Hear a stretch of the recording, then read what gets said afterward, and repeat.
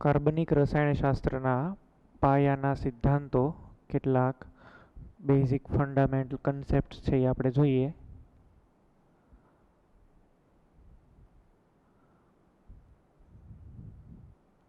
Lecture 1. પહેલાં તો આપણે એ વાત કરી લઈએ કે કેમેસ્ટ્રી સબ્જેક્ટ છે એને કઈ રીતે તમારે પ્રિપેર કરવો. How to prepare chemistry. તો સ્ટડી ટિપ્સ ફોર કેમેસ્ટ્રી એમાં પેલું એવું છે કે learning chemistry tax time. Chemistry શીખવા માટે થઈ અને ખાસો એવો ટાઈમ જોઈએ. એવું કાર્ય ન થાય કે ઘડીકમાં તમને આવડી જાય, અને એ આવડે તો યાદ ન રહે, ભૂલાઈ જાય. સમજીને તમે કરો તો પણ અમુક સમયે એને રિપીટ કરવું જરૂરી છે. પઝલની જેવું છે, તમે જુઓ અહીંયા આગળ. તો પઝલ સોલ્વ કરવામાં જેમ વાર લાગે એમ કેમેસ્ટ્રીના ફંડામેન્ટ કન્સ્ટ્રક્ટ કરવામાં, એને સમજવામાં છે એ વાર લાગે. It tax time. અને પછી એની એપ્લિકેશન આવે. Dig deep on practice problem. અહીંયા આગળ એક બાબલો ખાડા ગાળે છે અને અંદરથી એને ખજાનો મળે એમ. તો વધારે ને વધારે ઊંડાણપૂર્વક તમે એને શીખો, એનો અભ્યાસ છે એ કરો, સ્ટડી કરો, પ્રેક્ટિસ પ્રોબ્લેમ સોલ્વ કરો. તો જેટલા તમે એપ્લાઇડ ક્વેશ્ચનને સોલ્વ કરો એટલો તમને એક કન્સેપ્ટનો વધારે ને વધારે આઈડિયા આવતો જાય. Do reading and warm up problems before lecture. Lecture છે એ શરૂ હોય અને નવો લેક્ચર છે એ તમારે ચાલુ થવાનો હોય. આજ સપોઝ કે આ લેક્ચર જાય, પછી નેક્સ્ટ લેક્ચર આવે તો પહેલાંના લેક્ચરનું બધું તમે જોઈ લો કે એની અંદર કયા કયા કન્સેપ્ટ છે એ આવી ગયેલા છે. અને મીનવાઇલ લેક્ચરમાં પણ તમારે છે એ નોટ અને પેન સાથે રાખીને જ બેસવું જોઈએ. જે પણ કોઈ ઇમ્પોર્ટન્ટ પોઈન્ટ્સ તમને લાગતા હોય તો એ નોટ ડાઉન થઈ જવા જોઈએ. તો do reading and warm up problems before lecture. તો લેક્ચર છે એ સ્ટાર્ટ થાય એ પહેલાં બધા જ પ્રોબ્લેમ છે એ જોઈ લેવા જોઈએ, concept. Ask lots and lots of questions. વિચારો, કોઈ પણ બીજી રીતે કહીએ તો એની ઉપર છે એ પરામર્શ કરો. જે કોઈ પણ તમને અહીં આગળ શીખવવામાં આવે છે કેમેસ્ટ્રીની અંદર જે કાંઈ વસ્તુ, તો એની ઉપર તમે છે એ વિચારશો તો જ તમને આઈડિયા આવશે. સપોઝ કે આ સ્પીસીસ છે એ ઇલેક્ટ્રોફાઇલ છે, તો એ શું કામ ઇલેક્ટ્રોફાઇલ તરીકે વર્તે છે. આ ન્યુક્લિયોફાઇલ છે તો એનું જે ન્યુક્લિયોફિલિક સેન્ટર કયું છે. આ બધા ટાઈપના ક્વેશ્ચન તમે જેટલા સોલ્વ કરશો, જેટલું વિચારશો એટલો તમને ક્વેશ્ચન પૂછો. અને ભણતા ભણતા હોઈ નથી જવાનું. કેમેસ્ટ્રી છે એ ચાઇનીઝ જેવું કહેવાય, આજ આવડતું જ કાલ નહીં આવડે. ઓર્ગેનિક કેમેસ્ટ્રીની અંદર તો એવું ખાસ થાય. આમ તો આમાં ઓર્ગેનિક, ફિઝિકલ ને ઇનઓર્ગેનિક 3 ધોરણ આવે. હવે એની અંદર ઓર્ગેનિકની અંદર જો તમે લખવાની એની પ્રેક્ટિસ નહીં રાખો તો એ ધીમે ધીમે તમને ભૂલાતું જશે. Study more efficiently, not just more. તમને એ વધારે ભણવાનું નથી કહેતા, વધારે ક્ષમતાથી ભણવાનું કહે છે. ક્ષમતા વધારે રાખી અને છે એ કામ તમારે આની અંદર કરવી જોઈએ. આમાં જો એક નીચે ઇમેજ આપેલું છે, આ સસલો ને કાચબો. તેમાં સસલો તો છે એ બહુ કેપેબલ જ હતો, એ તરત દોડીને વહી જાય. પણ આ જે કાચબો છે એને એફિશિયન્ટલી વર્ક કરેલું છે. તો એ પણ આની અંદરથી ક્લિયર થાય. હવે આપણે છે કેમેસ્ટ્રી સ્ટાર્ટ કરીએ. બેઝિકલી કાર્બનિક રસાયણ વિજ્ઞાન, કેટલાક પાયાના સિદ્ધાંતો. ઓર્ગેનિક કેમેસ્ટ્રી, સમ બેઝિક પ્રિન્સિપલ્સ, સમ બેઝિક કન્સેપ્ટ્સ. જૂના સમયમાં સંયોજનોનું વર્ગીકરણ છે એ થયું.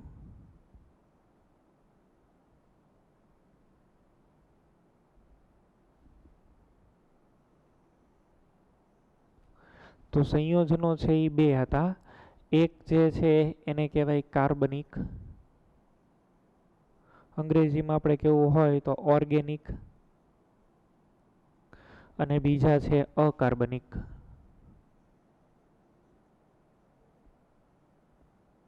આને કહેવાય ઇનઓર્ગેનિક. કાર્બનિક અથવા તો ઓર્ગેનિક કમ્પાઉન્ડ્સ. ઓર્ગેનિકનો મિનિંગ એવો છે કે જે સંયોજનો સજીવની અંદરથી મળી આવે. The compound initially which are isolated from living organism like animal and plant Kingdom. એમાં એટલે કે સજીવ સૃષ્ટિ હોય કે પ્રાણી સૃષ્ટિ, એટલે પ્રાણી સૃષ્ટિ વનસ્પતિ સૃષ્ટિ બે આવી ગઈ. એની અંદરથી જે કોઈ સંયોજનો તમે તારવો છો, અલગ કરો છો, એક્સ્ટ્રેક્ટ કરો છો કે આઇસોલેટ કરો છો, એ બધા સંયોજનો છે એ જીવંત પ્રણાલીમાંથી મળે છે, લિવિંગ ઓર્ગેનિઝમમાંથી. અને જીવંત પ્રણાલી એને ઓર્ગેનિઝમ, એની ઉપરથી વર્ડ આવ્યો ઓર્ગેનિક. તો એવું શરૂઆતમાં માનવામાં આવતું કે ઓર્ગેનિક જે છે એ કયા સંયોજનોને ઓર્ગેનિક કહેવાય, તો કે જે સંયોજનો જીવંત પ્રણાલીની અંદરથી પ્રાપ્ત થાય એ બધાને ઓર્ગેનિક છે એ કહેવાય. હવે એની અંદર દાખલા તરીકે એક્ઝામ્પલ છે એ તમારે લેવું હોય તો શુગર છે, બરાબર છે, ખાંડ, શર્કરા, યુરિયા છે, શર્કરા છે, યુરિયા છે એ યુરિનની અંદરથી મળે. ખાંડ છે એ આપણને ખબર છે શેરડીની અંદરથી નીકળે. હવે અકાર્બનિક સંયોજન એટલે શું, તો કે નિર્જીવ સ્ત્રોતમાંથી મળે. એને નિર્જીવ ઓર્ગેનિઝમ એવું ન કહેવાય. નિર્જીવ સ્ત્રોતની અંદરથી જે પદાર્થો મળી આવે એવા પદાર્થોને કહેવાય અકાર્બનિક ઇનઓર્ગેનિક. મિનરલ્સ છે, વાયુઓ છે, મિનરલ્સ એટલે ખનિજો, બરાબર, ચટ્ટાન ને એવું બધું હોય ને ખનિજ, અને પછી વાયુઓ, એમોનિયા છે, SO3, SO2, આ બધા પ્રકારના CO2, આ બધા વાયુઓ છે, તો એને અકાર્બનિક કહેવાય. તો અલ્ટિમેટલી કાર્બનિક જે નામ આપેલું છે એ સજીવની અંદરથી મળી આવતા સંયોજનોને આધારે આપેલું છે. તો આને બેઝડ 1807ની અંદર એક વૈજ્ઞાનિક છે જે બર્ઝિલિયસ,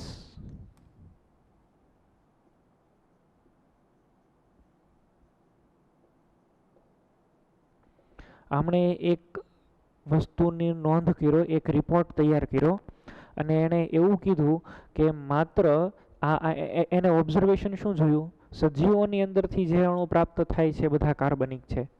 એનો મિનિંગ એવો થયો કે સજીવો છે એ કાર્બનિક અણુઓ બનાવી શકે છે ને અહીંયા નિર્જીવ છે એ નથી બનાવી શકતા. તો સજીવની અંદર શું કામ કાર્બનિક અણુઓ બને છે, બરાબર, why organic compound synthesised in only living organism. તો એને છે એની માટે થઈ અને એક થિયોરી આપી, એને કહેવાય છે વાઇટાલિઝમ, અથવા તો એને કહેવાય vital force theory.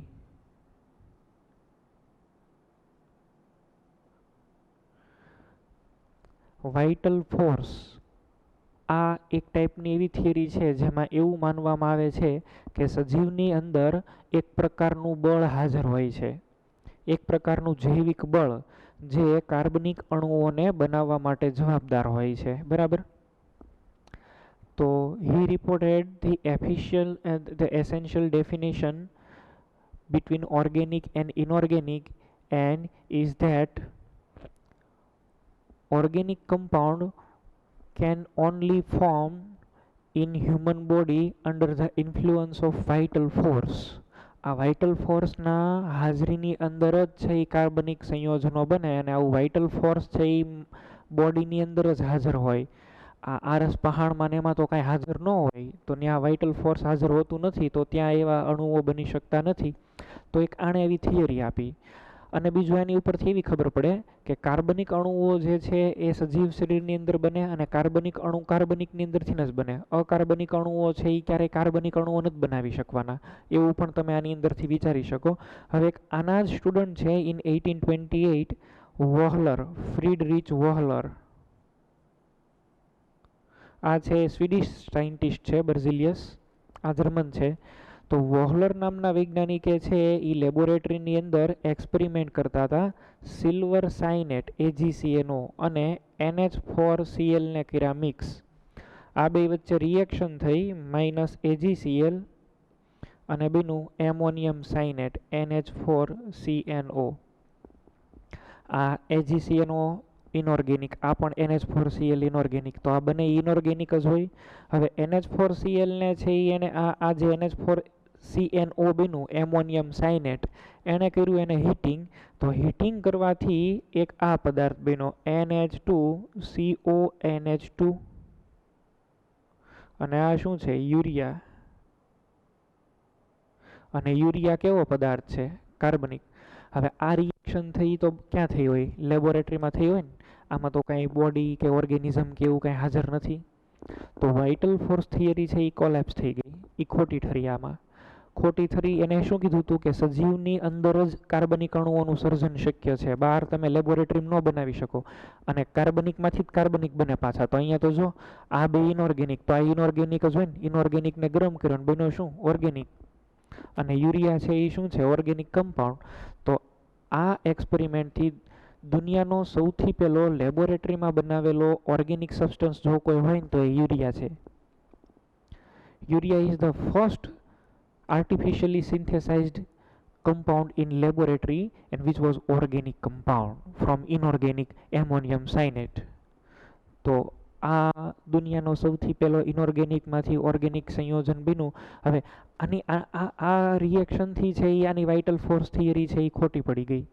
And that's why after this discovery many other reactions also reported, જેમ કે કોલ્બે છે એસેટિક એસિડની વાત કરી છે, પછી બર્થોલ્ટે મિથેન ગેસની પણ સર્જન કર્યું છે, બનાવેલો છે. તો એ બધી જ રિએક્શનો છે તમે છે એ સેપોનિફિકેશનની રિએક્શન જુઓ, ઓર્ગેનિક અણુઓ હોય લાંબા ફેટના, એનું હાઇડ્રોલિસિસ થાય તો એમાં તો કોઈ રિએક્શન માટે વાઇટલ ફોર્સ કે એવું તો કાંઈ છે જ નહીં. તો finally this vital force theory was discarded. Vital force theory discard થઈ ગઈ તો the significance of word organic was lost. Organic શબ્દ શા માટે આપ્યો હતો? સજીવની અંદરથી મળે એટલે. અને હવે આ એક્સપેરિમેન્ટથી ખબર પડી ગઈ કે કાંઈ એકલું સજીવમાંથી જ ન મળે, રિએક્શન કરીને બનાવી શકો. તો આ રિએક્શનથી છે જે કાંઈ નામ ઓર્ગેનિક આપ્યું હતું, ઓર્ગેનિકની ડેફિનેશન તેનું એનું જે ભૌતિક અર્થઘટન હતું એ તો રહ્યું જ નહીં કાંઈ આ ડેફિનેશન પ્રમાણે સમજતા હતા એ. તો અકાર્બનિકમાંથી કાર્બનિક બન્યો ને બીજું એ ખબર પડે કે આ સમઘટકતા બતાવે છે. સમઘટકતા એટલે એક સંયોજનનું બીજા સંયોજનની અંદર કન્વર્ઝન છે એ થઈ જાય એક ટાઈપનું, એ ટાઈપનું આપણે છે એ સમજીએ. જુદા જુદા સંયોજનો કે જે સમાન અણુસૂત્ર ધરાવે એને સમઘટકો કહેવાય ને આ ઘટનાને સમઘટકતા કહેવાય. એ આપણે વાત પછી ડિટેલમાં કરવાના જ છીએ. તો અત્યારે જે હવે ઓર્ગેનિક કેમિસ્ટ્રીની ડેફિનેશન આપે છે એ કઈ રીતની છે એ આપણે જોઈએ. આ ડેફિનેશન તો ખોટી પડી ગઈ, vital force theory or vitalism. There is no any official definition for organic chemistry. Different author says, different author explains in different ways. Some author says the compound having carbon are called organic compounds.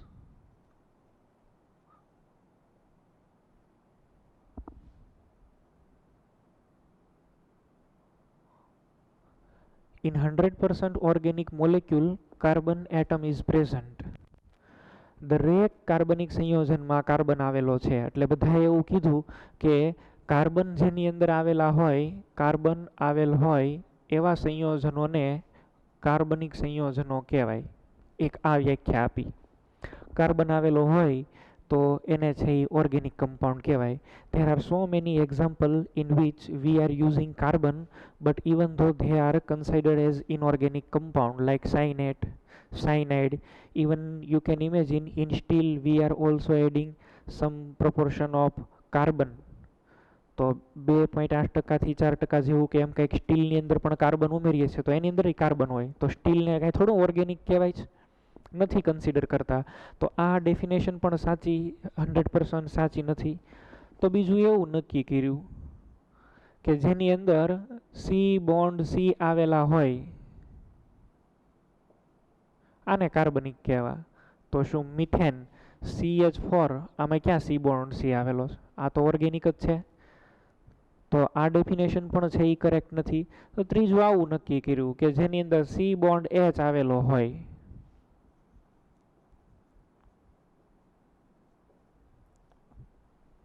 તો આ urea તો organic જ છે ને, આમાં carbon hydrogen ક્યાં directly bonding છે કયો છે?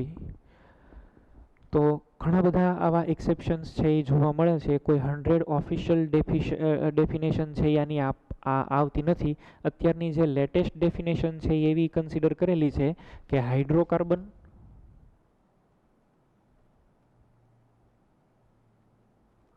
હાઇડ્રોકાર્બન અને તેના વ્યુત્પન્નો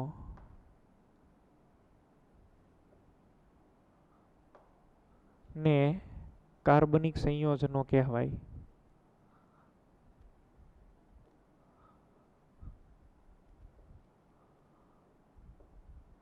Hydrocarbon and their derivatives are said to be organic compound.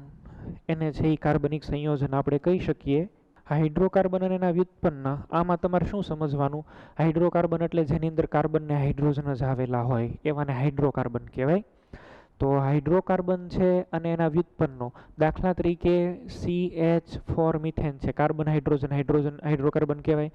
આમાંથી એક હાઇડ્રોજન છે એ દૂર કરો -H અને એની અંદર એક હેલોજન પરમાણુ છે એ મૂકો CH3X, તો આને એનો વ્યુત્પન્ન કહેવાય. આઈ ઓર્ગેનિક છે ને આઈ ઓર્ગેનિક છે. Hydrocarbon and their derivatives are called organic compounds. તો અત્યારની લેટેસ્ટ ડેફિનેશન છે એ આ છે. હાઇડ્રોકાર્બનની છે એ જો વાત કરું તો હાઇડ્રોકાર્બન છે એ બે ટાઈપના હોય. હાઇડ્રોકાર્બન એટલે HC અને they are of two type. કયા કયા? તો કે એક છે એ સંતૃપ્ત અને બીજા છે એ અસંતૃપ્ત.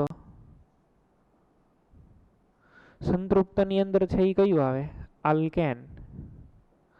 આલ્કેન એટલે મિથેન, ઇથેન, પ્રોપેન. અસંતૃપ્તની અંદર છે એ શું આવે? આલ્કિન અને આલ્કાઇન.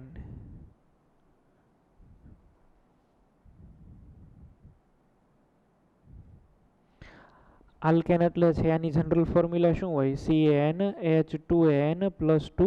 આની જનરલ ફોર્મ્યુલા CnH2n. આની ફોર્મ્યુલા CnH2n-2.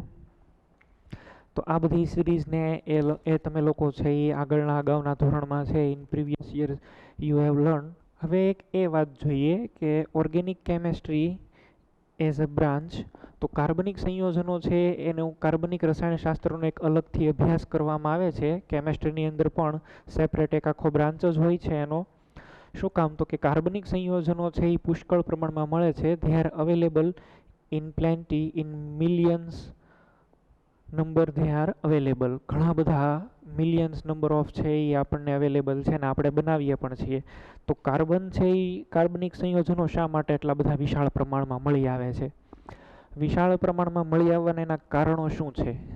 તો એ આપણે છે એ વાત કરીએ. કાર્બનિક સંયોજનો વિપુલ પ્રમાણમાં હોય છે, એટલે ખૂબ મોટા એવા પ્રમાણમાં મળે. એના કારણો શું? તો એક તો પહેલું કારણ એ છે કે કેટેનેશન. એક તો આવું લખું, ચતુઃ સંયોજકતા અને કેટેનેશન.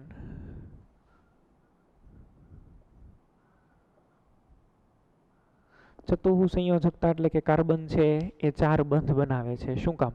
કાર્બનની મને ઇલેક્ટ્રોનિક કન્ફિગ્યુરેશન કયો? 1s2 2s2 2px1 and 2py1 2pz નથી કાંઈ, બરાબર?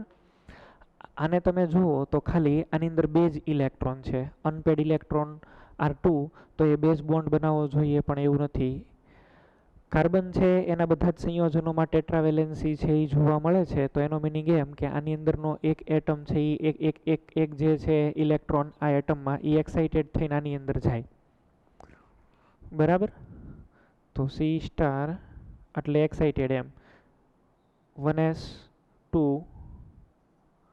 2s1 2px1 2py1 and 2pz1. હવે અહીંયા તમે જુઓ, તમને છે એ આવી 4 અનપેડ ઇલેક્ટ્રોન વાળી ઓર્બિટ છે એ બને છે. This shows that carbon is tetravalent. This tetravalency is satisfied by the overlapping of the other orbitals which contain also unpaired electron, અને એની સાથે છે એ ઓવરલેપિંગ થઈને સેટિસ્ફાય થાય. That is to say it can form covalent bond only. આને છે એ માની લો કે ડ્યુપ્લેટ complete કરવું હોય, હિલિયમ જેવી કન્ફિગ્યુરેશન એચીવ કરવી હોય, તો આ બધા ઇલેક્ટ્રોનને જવા દેવા પડે. કેટલા ઇલેક્ટ્રોન લોસ થાય? 1 2 3 ને 4. 4 ઇલેક્ટ્રોન લોસ કરવા હોય તો યાદ કરો periodic table, successive ionization energy is always increases. તો એ સક્સેસિવ એટલે કે એક પછી એક જે વધતી આયોનાઇઝેશન એન્થાલ્પી હોય, IE1 IE2, તો IE1 કરતાં IE2 વધારે હોય. બીજો ઇલેક્ટ્રોન કાઢવા વધારે ઉર્જા, ત્રીજો ઇલેક્ટ્રોન વધારે કાઢવા એનીથી બહુ વધારે ઉર્જા આપવી પડે. And moreover effective nuclear charge also resist to release the electron. એ પણ એ ઇલેક્ટ્રોનને બહાર નીકળવા ન દે અને એને એ અવરોધ ઉત્પન્ન કરે, બરાબર છે? એને એટ્રેક્ટ કરી રાખે. બીજું માની લો કે એટલે કે that means C+4 is not possible. Carbon +4 છે એ પોસિબલ નથી. The second way to complete octet it should gain 4 electrons to convert it into C minus 4. This is also not possible in this case as electron enters in the vacant orbital. આ બધી ઓર્બિટલની અંદર છે એ આવે પહેલાં એક તો આમાં આવે પછી અહીંયા આગળ તો હવે C માઇનસ 1 બને. એક ઇલેક્ટ્રોન આવે તો C માઇનસ 1 બને. હવે બીજો ઇલેક્ટ્રોન એન્ટર કરવો હોય તો માઇનસ અને માઇનસ વચ્ચે શું થાય? રિપલ્ઝન, અપાકર્ષણ થાય. તો C માઇનસ 4 બનાવવું પણ છે એ પોસિબલ નથી. તો કાર્બન છે એ કોવેલેન્ટ બોન્ડ બનાવે અને એની વેલેન્સી છે એ 4 હોય. કેટેનેશનની વાત કરીએ. Catenation that means property of the atom to combine with its own atoms, with its own kind of atoms is called catenation. પોતાના એક પરમાણુઓ પોતાની જેવા જ બીજા પરમાણુની સાથે છે, પોતાના જ પરમાણુઓની સાથે છે એ તત્વ પોતાના પરમાણુ સાથે જોડાઈને એક લાંબી ચેઇન બનાવે એને કેટેનેશન કહેવાય. Actually the catenation word coming from catena. Catena means chain. તો જે ચેઇન એટલે કે એકબીજા સાથે જોઈન્ટ થઈ અને આખી લાંબી શૃંખલા બનાવે એને છે એ શું કહેવાય? કેટિના. અને એની ઉપરથી વર્ડ આવ્યો છે કેટેનેશન. કેટેનેશન એટલે property, remarkable property of the carbon to form a bond with own kind of atom. એ પોતાની જેવા જ પરમાણુની હારે અને આ જે કાંઈ બોન્ડ બનાવે છે એ જુદી જુદી રીતે બનાવી શકે. તમે છે એ જુઓ કે લાંબી આવી ચેઇન બનાવી શકે, chain with one branch, chain with one branch and also with sub branch. આવું પણ હોઈ શકે. સાયક્લિક એરેન્જમેન્ટ આવું પણ છે એ શક્ય બને. તો ઘણા બધા છે એ સંયોજનો બનાવી શકે છે. તો આને શું કહેવાય? એટલે તાનો પોલિમર બને છે ને. પોલિમર બધા છે એ શું છે? કાર્બનની જ લાંબી શૃંખલાવાળા સંયોજનો છે. તો પોલિમર બનવા માટેની કેટેનેશન થવા માટે છે એટલે અને આની અંદર પણ ઘણી બધી પ્રકારના મળે કમ્પાઉન્ડ.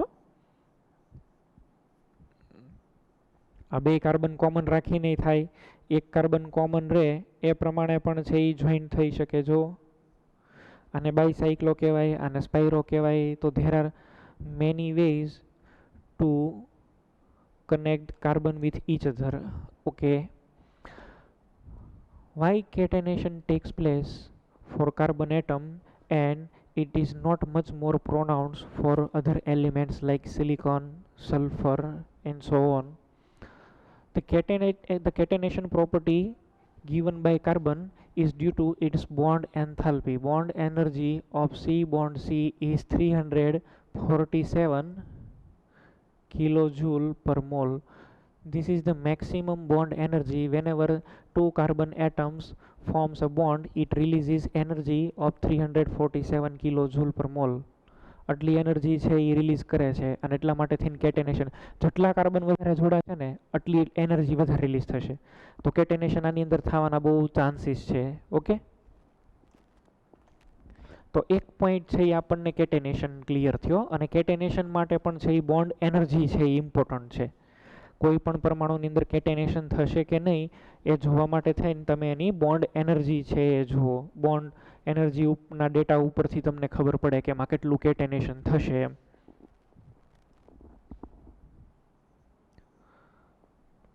સેકન્ડ જે પોઈન્ટ છે એ છે બહુબંધો. કાર્બન છે એ એકબીજાની સાથે છે એ જોડાય અને બહુબંધ પણ બનાવી શકે. દાખલા તરીકે C ડબલ બોન્ડ C, પછી C ટ્રિપલ બોન્ડ C. આ પણ તમને ખ્યાલ હોય. એકલું એવું જ નહીં, બીજા તત્વો સાથે પણ છે એ જોઈન્ટ થઈ શકે છે. બરાબર. C ડબલ બોન્ડ S હોય, C ડબલ બોન્ડ O હોય, આ રીતે ઘણા બધા પછી તો બની શકે. C ડબલ બોન્ડ NH હોય તો it can form multiple bonds. પછી બીજું સહસંયોજક બંધ બનાવે છે બધાની સાથે. આ સહસંયોજક એટલે કાર્બન હાઇડ્રોજન બોન્ડ છે એ કોવેલેન્ટ. કાર્બન હેલોજન હોય, કાર્બન ઓક્સિજન હોય, કાર્બન નાઇટ્રોજન હોય, આ બધા સહસંયોજક બંધ છે, આયોનિક બંધ નથી. તો સહસંયોજક બંધ બની શકે. એમાં પણ પાછા બહુબંધ હોઈ શકે. તો ઘણા બધા મળવાના. શું કામ કાર્બનિક સંયોજનો એટલા બધા વેરાયટીઝમાં મળે છે ને એ તમે સમજો. એક તો કેટેનેશન છે, ડબલ બોન્ડ ટ્રિપલ બોન્ડ બનાવી શકે, સાયકલ બનાવી શકે અને એની અંદર પણ છે એ પાછા કોવેલેન્ટ બોન્ડ બનાવે છે. CX ની સાથે, CO ની સાથે એટલે કાર્બન ઓક્સિજનની સાથે. લાસ્ટ છે સમઘટકતા દર્શાવે છે. સમઘટકતા છે એ પણ દર્શાવે છે. સમઘટકતા જે છે એ દર્શાવે એનો મિનિંગ શું થાય તો કે different connectivity give structural isomers. એટલે જુદા જુદા જોડાણ તમે જેમ કરતા જાઓ, બરાબર છે,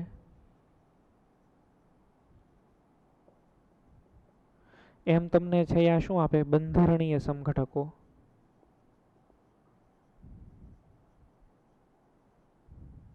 આપણે સમઘટકતાની અંદર આ ડિટેલમાં શીખવાના જ છીએ. બીજું આવે અવકાશમાં જુદી જુદી ગોઠવણી. પરમાણુઓની અવકાશમાં જુદી જુદી ગોઠવણી.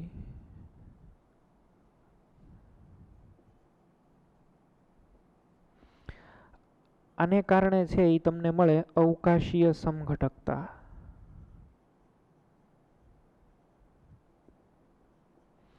તો વધારે પ્રમાણમાં મળી આવવાનું કારણ આ પણ છે સમઘટકતા. જુદા જુદા જોડાણ થાય, બોન્ડિંગ છે એ અલગ અલગ બને, કનેક્ટિવિટી ફરી જાય તો બંધારણીય સમઘટકો છે એ બને. અને જો અવકાશમાં પરમાણુઓની ગોઠવણી છે એ ફરી જાય તો તમને અવકાશીય સમઘટકો છે એ મળે. એકચ્યુઅલી અલગ અલગ સંયોજનો હોય પણ એ બેના અણુસૂત્ર એ ખરખા હોય, એવાને એકબીજાના સમઘટકો કહેવાય. તો આની પણ આપણે છે એ ડિટેલની અંદર ઇન્ફોર્મેશનને એ લેવાના છીએ. તો બેઝિકલી કાર્બનિક સંયોજન છે, કાર્બનિક સંયોજનો એને કઈ રીતે આપણે વ્યાખ્યાયિત કર્યા, એ શું કામ આટલા બધા પ્રમાણની અંદર મળી આવે છે, એ બધી વાત છે એ આપણે સમજ્યા. કાર્બનિક સંયોજનો, જે સંયોજનોમાં મુખ્યત્વે કાર્બન, હાઇડ્રોજન ઉપરાંત ઓક્સિજન, હેલોજન, ફોસ્ફરસ, સલ્ફર જેવા તત્વો હોય એને કાર્બનિક સંયોજનો કહેવાય. ઓક્સિજન, સલ્ફર ને આવા બધા તત્વો એટલે એના વ્યુત્પન્નો સમજવાના તમારે, મેં તમને વાત કરી એમ. પ્રસ્તાવનાની અંદર છે એ જુઓ કે કાર્બનિક સંયોજનો પૃથ્વી ઉપર જીવન ટકાવી રાખવા માટે બહુ જવાબદાર છે. ડીએનએનું એક્ઝામ્પલ અહીંયા આગળ આપી દીધેલું છે. 200 વર્ષ જૂનું રસાયણશાસ્ત્ર છે, એની અંદર છે એ બર્ઝેલિયસ નામના વૈજ્ઞાનિકે છે એ સૂચવ્યું કે જૈવ શક્તિ, વાઇટલ ફોર્સ જવાબદાર હોય. અને 1828માં ફ્રીડરિચ વોલરે યુરિયાનું સંશ્લેષણ એમોનિયમ સાયનેટમાંથી કર્યું અને જેથી આ ધારણાનો અસ્વીકાર કરવામાં આવ્યો. કોલ્બે પછી એસિટિક એસિડ બનાવ્યું, બર્થોલ્ટે મિથેનનું સંશ્લેષણ ને એ બધી વાત છે. કાર્બનની ચતુઃસંયોજકતા અને કેટિનેશનનો ગુણધર્મ, કાર્બન 4 ઇલેક્ટ્રોનની આપલે કરીને આયોનિક બોન્ડ ન બનાવી શકે પરંતુ અન્ય પરમાણુ સાથે ઇલેક્ટ્રોનની ભાગીદારી કરી અને સહસંયોજક બંધ બનાવે તો એની ચતુઃસંયોજકતા કહેવાય, એટલે ટેટ્રાવેલેન્ટ. નેક્સ્ટ પોઈન્ટ છે એ જોઈએ રિપ્રેઝન્ટેશન ઓફ ઓર્ગેનિક મોલિક્યુલ્સ. તો કાર્બનિક સંયોજન છે એનું નિરૂપણ.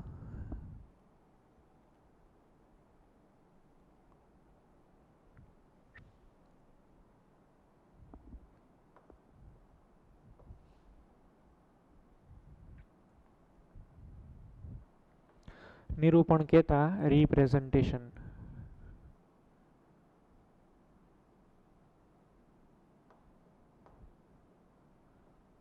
રિપ્રેઝન્ટેશન છે એ કરવું કઈ રીતે એને બતાવવા, તો ઘણા બધા એના રસ્તાઓ છે. એક છે અણુસૂત્ર, એને કહેવાય એમએફ, મોલેક્યુલર ફોર્મ્યુલા. કોઈ પણ કાર્બનિક સંયોજનની અંદર એના તત્વો છે એની પૂર્ણાંક સંખ્યા એક મોલમાં કેટલી આવેલી છે એ દર્શાવે અને મોલેક્યુલર ફોર્મ્યુલા છે એ કહેવાય. તમે લોકો મોલેક્યુલર ફોર્મ્યુલા કઈ રીતે ડિરાઈવ કરાય એ તમને ખબર. આમાં ઘણા બધા હોય, દાખલા તરીકે ઇથેન હોય તો શું લખાય, C2H6. આ કોનું છે, ઇથેન. તો એ એવું બતાવે કે એક મોલ ઇથેનની અંદર 2 કાર્બન છે અને 6 હાઇડ્રોજન છે. તો ગ્લુકોઝ હોય તો C6H12O6 ને એવું કહેવાય. તો આ બધા શું છે, અણુસૂત્ર. આ ક્યાં કામ લાગે તો કે દહનની પ્રક્રિયાઓને લખવાનું હોય ને ત્યારે આ કામ લાગે. CH4 plus 3O2 gives CO2 plus 2H2O. બરાબર. તો અહીંયા આગળ ટોટલી જે છે એ પછી રિએક્શન તમારે બેલેન્સ કરી નાખવાની. ટોટલી 3 ઓક્સિજન ઇઝ રિક્વાયર્ડ, તો 3/2 કરી નાખીએ. 4 ઓક્સિજન છે એ રિક્વાયર્ડ થાય છે આની અંદર. તો 2O2. તો બેલેન્સ છે એ રિએક્શન થઈ ગઈ. હવે આ બધી રિએક્શન લખવી હોય તો મોલેક્યુલર ફોર્મ્યુલા જોઈએ. બીજા આવે બંધારણીય સૂત્ર.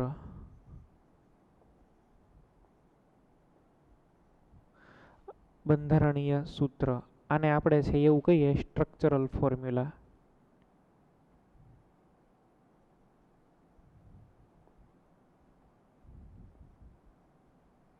સ્ટ્રક્ચરલ ફોર્મ્યુલા તમને શું માહિતી આપે? એક તો એની અંદર કયા પ્રકારનું બંધન થાય છે એની માહિતી આપે. આ રાસાયણિક પ્રતિક્રિયાત્મકતા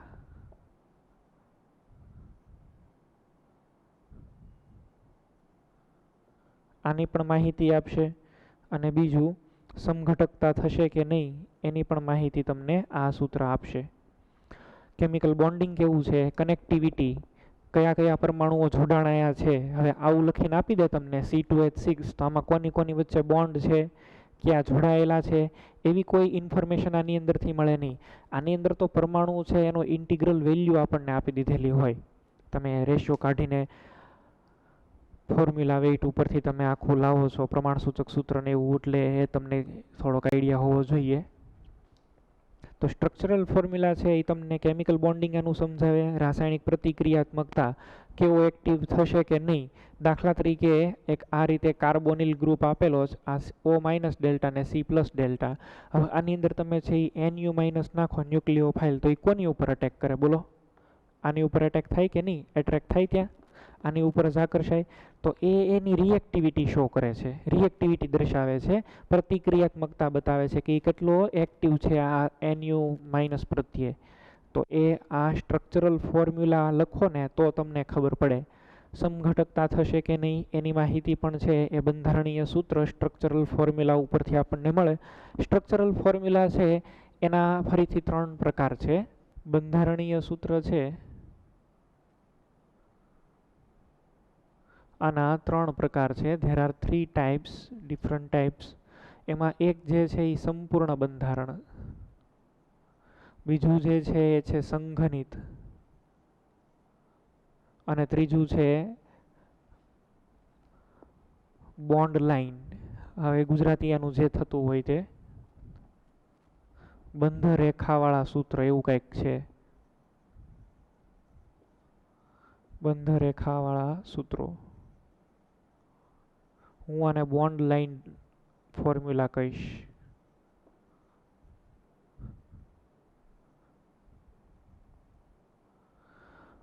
સંપૂર્ણ સૂત્ર એટલે એવું ટાઈપનું સૂત્ર છે કે જેની અંદર દરેક બંધ તમારે દર્શાવવાનો છે. દાખલા તરીકે પ્રોપેનોલ હોય તો પ્રોપેનોલની અંદર દરેકે દરેક બંધ છે એ તમારે દર્શાવવાનો. કાર્બન અને હાઇડ્રોજન વચ્ચેનો પણ, અને ક્રિયાશીલ સમૂહના પણ બધા બંધો બતાવવા જરૂરી છે. આ OH. તો each line represents shared pair of electron between two nuclei. બે કેન્દ્રની વચ્ચે ભાગીદારીનું ઇલેક્ટ્રોન યુગ્મ દર્શાવે આ લાઈનો બધી. તો દરેકે દરેક બંધ બતાવવા જરૂરી છે. તમને માની લો કે અહીંયા આગળ છે એ સંપૂર્ણ આપણે લખીએ સાયક્લોપ્રોપેન, તો આ રીતે છે એ દર્શાવવું જરૂરી છે.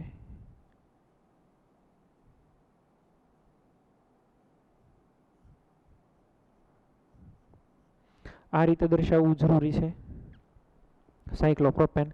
સંઘનિત છે એ બે પ્રકારના હોય, આંશિક અને પૂર્ણ. આંશિકની અંદર છે એ કાર્બન કાર્બન વચ્ચેના બોન્ડ લખવાના, અને સંપૂર્ણ સંઘનિત લખવું હોય તો નહીં લખવાના. આમ જો CH3 CH2 CH2 OH, આને શું કહેવાય? આંશિક સંઘનિત સૂત્ર. સંપૂર્ણ સંઘનિત લખવું હોય તો CH3 CH2 OH, there is no need to show any of bond. કોઈ પણ બોન્ડ બતાવવાની જરૂર નથી. આને મારે સંપૂર્ણ સંઘનિતમાં લખવું હોય તો આ પ્રમાણે છે એ તમારે બતાવવું જ પડે. સંપૂર્ણ સંઘનિતની અંદર તો આને છે એ આ રીતે જ લખી શકાય. બોન્ડ લાઇન નોટેશન તમારે આ રીતે કરવાનું છે. અહીંયા આગળ OH, જો આ જે પણ કાંઈ અહીંયા આગળ આ છે બરાબર, ત્યાં CH2 CH2 હોય, અને અહીંયા આગળ CH3. Terminal position is alwaysly occupied by methyl and rest of the hydrogens are understood. એને છે એ સમજી લેવું જોતું બરાબર. તમારે rest of the hydrogen are understand, તો એને તમારે સમજી લેવાના કે અહીંયા 3 હાઇડ્રોજન હશે, અહીંયા 2 હાઇડ્રોજન હશે. કાર્બનની જે કાંઈ બોન્ડ છે ને એને ઝિગઝેગ ચેઇનની અંદર લખવાની. આને માની લો કે લખવું હોય તો આમ થશે સાયક્લોપ્રોપેન. તો કાર્બન કાર્બન વચ્ચેના બોન્ડ તમે લખો, હાઇડ્રોજન છે એ લખવામાં આવતા નથી, એને સમજી લેવામાં આવે છે. ક્રિયાશીલ સમૂહને તો દર્શાવવા જરૂરી જ છે.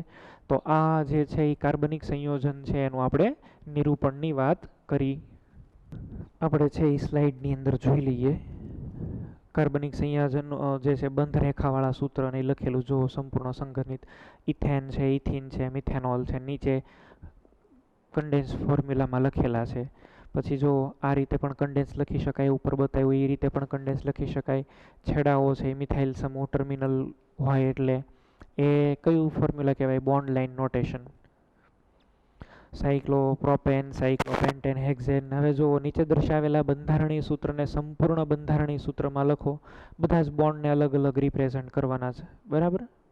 તો એના પણ અહીંયા આગળ એ અને બી આપેલા છે. આની હવે પ્રેક્ટિસ તમારે કરવાની. આ 12.5 નંબરનો કોયડો જુઓ. નીચે દર્શાવેલા સંયોજનના સંઘનિત બંધારણીય સૂત્ર અને બંધરેખા સૂત્રમાં લખો.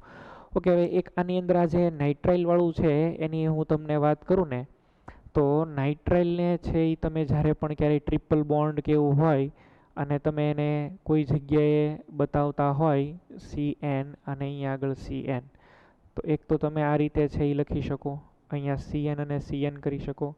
હવે કાર્બન અને નાઇટ્રોજન વચ્ચે ટ્રિપલ બોન્ડ હોય તો એને આ રીતે છે એ ઓલવેઝ બતાવો. અહીંયા OH ટ્રિપલ બોન્ડ N, પછી અહીંયા આગળ આ પ્રમાણે ટ્રિપલ બોન્ડ N. આમ કોઈ પણ જગ્યાએ તમે ટ્રિપલ બોન્ડ બનાવતા હોય તો બોન્ડ એંગલ બદલી નહીં નાખવાનો. અહીંયા આગળ છે એ આમ ન કરાય, આ ખોટું છે.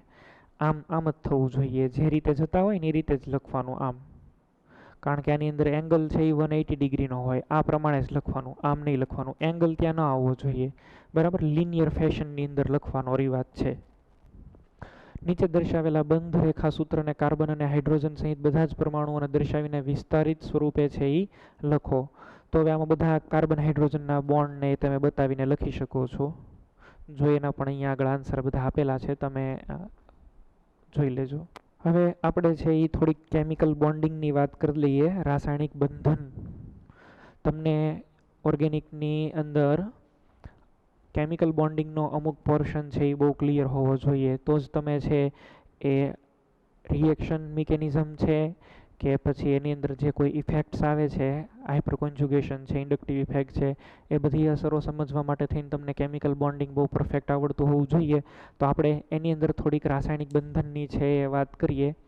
તો બોન્ડિંગની અંદર છે એ એકચ્યુઅલી આની અંદર બે પ્રિન્સિપલ છે એ આવે છે, બે સિદ્ધાંતો છે એ આવે.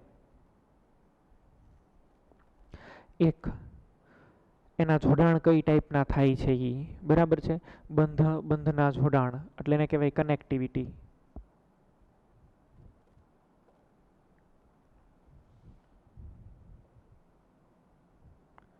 કયા કયા પરમાણુઓ છે એ જોડાય છે એકબીજાની સાથે એ ઇમ્પોર્ટન્ટ છે.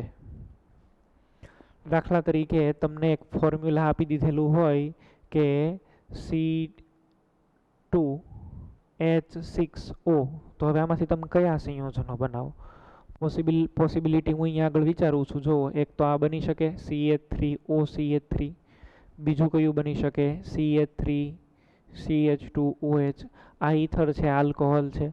આમાં ઓક્સિજન અને હાઇડ્રોજન જોડાયેલા છે, આમાં કાર્બન અને ઓક્સિજન બે જોડાયેલા. જો જોડાણ ફરી ગયા, સંયોજન પણ બદલાઈ ગયા કે નહીં? આને એકબીજાના સમઘટકો કહેવાય. યાદ કરો, હમણાં જ આપણે કીધું કે અલગ અલગ સંયોજનોને સૂત્ર એક સરખું. તો આ એક પ્રકારનો સમઘટકતાનું ઉદાહરણ જોવા મળ્યું ને આપણને, બરાબર? તો કનેક્ટિવિટી છે એ બદલાઈ જાય તો સંયોજન છે એ પણ બદલાઈ જાય છે. એટલે એક તો બોન્ડિંગની અંદર એક તો પહેલાં આ છે. પછી જે છે બીજું છે મોલેક્યુલર જિયોમેટ્રી. જિયોમેટ્રીનો મિનિંગ એવો થાય કે અણુની ભૂમિતિ. અવકાશની અંદર છે એ પરમાણુ કઈ જગ્યાએ ગોઠવાયેલા છે એને કહેવાય આણ્વીય ભૂમિતિ, મોલેક્યુલર જિયોમેટ્રી. તો આ કોની ઉપર ભાર મૂકે છે? It emphasize on that how atom is situated in the molecule in 3-dimensional space. ત્રિપરિમાણની અંદર એ પરમાણુઓ કઈ જગ્યાએ પર્ટિક્યુલર જોડાય છે ને એ આ બતાવે. તો બેઝિકલી આ બે વસ્તુનું તમને ખ્યાલ હોય તો you can study reaction mechanism very well. એમાં તમારે કાઇનેટિક એપ્રોચ છે એ પણ જોવાનો આવે. તો એની માટે થઈને આ બે વસ્તુની છે એ તમને ખબર હોવી જોઈએ, બરાબર? મોલેક્યુલર જ્યોમેટ્રી અને કનેક્ટિવિટી. તો આ બેની ઉપરથી તમને એની રિએક્ટિવિટી એ બધી જ વસ્તુનો ખ્યાલ આવશે. કેવી પ્રક્રિયા કરશે, કઈ રીતે થશે, સ્પીડ કેટલી છે રિએક્શનની, એ બે આ બેની ઉપરથી છે એ આપણને ખબર પડે. હવે આપણે છે એ જોઈએ સ્પેશિયલી અણુઓની અંદર છે એ થતું સંકરણ. અણુઓની અંદર જે પણ કાંઈ પ્રકારના સંકરણનો અભ્યાસ આવે છે એ પણ આપણે જોઈ લઈએ. એમાં સૌથી પહેલું છે ટેટ્રાહેડ્રલ જ્યોમેટ્રી. બરાબર, આપણે 3Dની અંદર જ વાત કરીએ જ્યોમેટ્રી, અણુની ભૂમિતિ, તો એની અંદર ટેટ્રાહેડ્રલ કન્ફિગ્યુરેશન પહેલું છે. ટેટ્રાહેડ્રલ એટલે સમચતુષ્ફલકીય ગોઠવણી.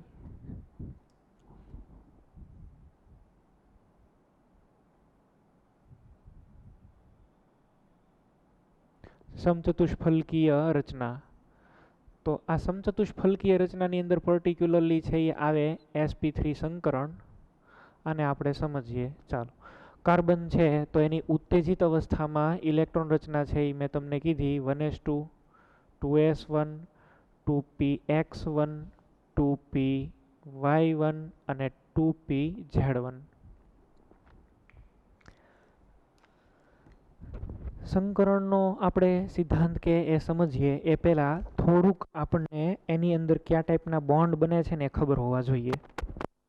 તો એની માટે થઈ અને આપણે સિગ્મા અને પાઈ બોન્ડની પહેલાં ઇન્ફોર્મેશન લઈ લઈએ. જુઓ, સિગ્મા અને પાઈ બોન્ડ વચ્ચેનો તફાવત શીર્ષના સંમિશ્રણથી બને છે. હેડ ઓન ઓવરલેપિંગ છે એ પોસિબલ બને.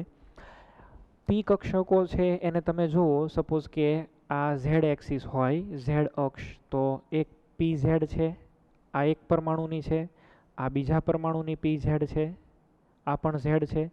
હવે અહીંયા આગળ આ પ્લસ માઇનસ, આ પ્લસ માઇનસ, તો આ બે છે એ ભેગા થઈ જાય, ઓવરલેપિંગ કરે ને હેડ ઓન ઓવરલેપિંગ કહેવાય. એટલે આ બે છે એ ભેગા થઈ અને સંમિશ્રણ થાય તો આ પ્રમાણેનું થશે. અહીંયા આગળ જો આ સંમિશ્રણ થયું, કોને અનુલક્ષીને છે? ઝેડ અક્ષને અનુલક્ષીને. કેન્દ્રની અંદરથી પસાર થતી ઇન્ટરન્યુક્લિયર એક્સિસ, આ કેન્દ્રની અંદરથી પસાર થતી અક્ષની ઉપર જો ઇલેક્ટ્રોન ઘનતા ગોઠવાયેલી હોય તો એવા બંધ બને. એને શું કહેવાય? સિગ્મા બંધ કહેવાય. સિગ્મા બંધની અંદર ઓવરલેપિંગ ડાયરેક્ટલી થાય અને હેડ ટુ હેડ ઓવરલેપિંગ છે એ કહેવાય. જેટલું એટલે સંમિશ્રણ વધારે ને વધારે છે એ થઈ શકે. કોણ કરી શકે? શુદ્ધ કક્ષકો, સંકૃત કક્ષકો, એક શુદ્ધ અને એક સંકૃત, કોઈ પણ આની સાથે જોઈન્ટ થઈ શકે. આ બે પ્યોર પી ઓર્બિટલ છે. એક sp3 ને એક બીજી પી, એમ પણ જોઈનિંગ થઈ શકે. મુક્ત પરિભ્રમણ શક્ય છે, આને તમે રોટેટ કરી શકો, એમાં કોઈ પ્રોબ્લેમ ના આવે. બરાબર, સ્વતંત્ર રીતે અસ્તિત્વ ધરાવી શકે. અને અણુનો આકાર નક્કી કરે. આકાર નક્કી એટલા માટે કરે કારણ કે એ બે કેન્દ્રની વચ્ચે ઇલેક્ટ્રોન આવી ગયા હોય. This electrons are confined between two nucleus, એટલે વધારે એ કાંઈ ફરી ન શકે. બરાબર, બહાર કાંઈ હવે ફરવા નહીં રહી જાય. પાઈ બંધ છે એ બાજુ પ્રકારના સંમિશ્રણથી બને. હવે એક્સ એક્સિસ વાળી માની લો કે વાત કરીએ તો આ ધીસ ઇઝ 1x અને એક અહીંયા આગળ આ બીજી એક્સ છે. તો આ બે છે એ જ્યારે જોઈન થાય તો આ પ્રમાણે છે એ તમે વિચારી શકો. આ એક ન્યુક્લિયસ, આ બીજું ન્યુક્લિયસ, એની આ બીજી પી કક્ષક. અહીંયા આગળ આ ઓવરલેપિંગ એટલું જ થાય જુઓ. એટલે અને આની અંદર જે અક્ષ પસાર થાય છે એની ઉપર ક્યાંય ઘનતા નથી. અક્ષની ઉપર ઘનતા, અક્ષની નીચે. અક્ષની ઉપર આખેલું નથી આવેલી એમ. બરાબર, અક્ષને અનુલક્ષીને નથી આવેલી. જો અહીંયા અક્ષની ઉપર જ છે, અક્ષને અનુલક્ષીને ઘનતા છે. અહીંયા એક ઉપર ભેગા થાય છે અને એક નીચે થાય છે. એટલે અહીંયા આગળ જે ઓવરલેપિંગ થાય એટલું બધું ઇફેક્ટિવ ઓવરલેપિંગ ન હોય. એને શું કહેવાય? બાજુ ઓવરલેપિંગ, લેટરલ ઓર સાઇડવે ઓવરલેપિંગ. આટલું બધું ઓવરલેપિંગ નથી એટલે સિગ્મા બંધ છે એની કરતાં તો નબળો જ થશે. બિનસંકૃત કક્ષકો, પ્યોર પી ઓર્બિટલ્સ કે પ્યોર ઓર્બિટલ્સ કોઈ પણ હોય એ જ બનાવી શકશે. હાઇબ્રિડ ઓર્બિટલ ક્યારેય પી ઓર્બિટ ન બનાવે. મુક્ત ભ્રમણ પ્રતિબંધિત છે. ઉપર અને નીચે બે કોરથી જોડાયેલા છે એટલે રોટેશન ઇઝ નોટ પોસિબલ. આમાં તમે ફેરવી શકો, આમાં કોઈ એવું ફેરવી ના શકો. સિગ્મા બંધ બને પછી જ આ બને, એની સિવાય શક્ય નથી. ને અણુનો આકાર નથી કરતા. આની અંદર તો ઇલેક્ટ્રોન હોય એ ઉપર નીચે ફરતા હોય, એમાં એક નોડ પણ આવેલો હોય અને મોબાઈલ ઇલેક્ટ્રોન કહેવાય. એટલા માટે થઈને આ બધું તમે વસ્તુ કેમિકલ બોન્ડિંગમાં છે એ શીખ્યા છો એટલે એનો તમને બહુ ડિટેલની અંદર આઈડિયા હોવો જોઈએ. એક જ અણુ એવો છે કે જેની અંદર બંને બંધ સિગ્મા બંધ છે, પાઈ બંને બંધ છે એ પાઈ બંધ છે, સિગ્મા બંધ છે જ નહીં. આ C2 આ બે બંધ છે એ કયા હોય? પાઈ બંધ. આમાં સિગ્મા બંધ ન હોય. તો C2 અણુની અંદર સિગ્મા બંધ નથી, બંને બંધ પાઈ બંધ છે. આની સિવાયના બધાની અંદર સિગ્મા બંધ બને પછી જ પાઈ બંધ છે એ બને. સિગ્મા બંધ પાઈ બંધ કરતાં વધારે મજબૂત હોય અને બંને એકબીજાને લંબ આવેલા હોય. આ બેઝિક ઇન્ફોર્મેશન છે એ થઈ સિગ્મા અને પાઈ બોન્ડની. હવે આપણે છે એ સંકરણની વાત છે એ કરીએ. તો એમાં આ 2s અને 2px 2py ને 2pz બધાની અંદર એક એક ઇલેક્ટ્રોન છે. આ બધી એકબીજાની સાથે છે એ મિક્સ થઈ જશે, એ કાંઈથી ને કાંઈથી. આ મિક્સ થયેલી ઓર્બિટલ જે હોય અને જેટલી ઓર્બિટલ મિક્સ થાય એટલી નવી ઓર્બિટલ બીજી બને. એ કક્ષકોને છે એ કહેવાય સંકૃત કક્ષકો. આવી કેટલી બને? જેટલી મિક્સ થાય એટલી. 4 અહીંયા આગળ છે, આ 1 2 3 ને 4, તો 4. અને હવે એને કહેવાય sp3 સંકૃત કક્ષક. તો એક S અને 3p. જો આ એક S કક્ષક છે, આ 2s અને p ની અંદર 3 એ 3. આ x px py અને pz આ બધી જ છે એ એકબીજાની સાથે છે એ મિક્સ થઈ જાય અને આમાંથી નવી ઓર્બિટ બને. નવી ઓર્બિટ બનવાની અંદર છે એ શું છે તમે જુઓ કઈ રીતે મિક્સ થાય. આ S કક્ષક, આની અંદર તો પ્લસ હોય, આનું પ્લસ એની હારે કમ્બાઈન થાય. અહીંયા પ્લસ બે વચ્ચે કમ્બાઈન થાય તો ત્યાં ઇલેક્ટ્રોનની ડેન્સિટી વધી જાય.